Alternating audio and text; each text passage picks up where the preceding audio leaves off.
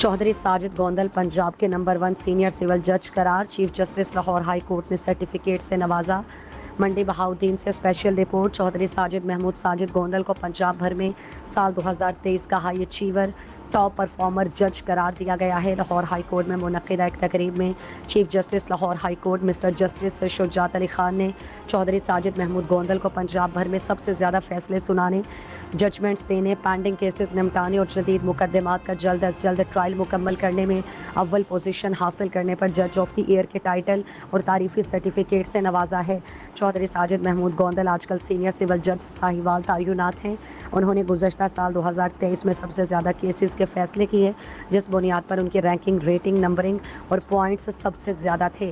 क़बल अज़ीं उन्हें साल 2017 का भी स्टार जज करार दिया गया था और इस वक्त चीफ जस्टिस मंसूर अली शाह ने उन्हें अवार्ड और शील्ड अता की थी।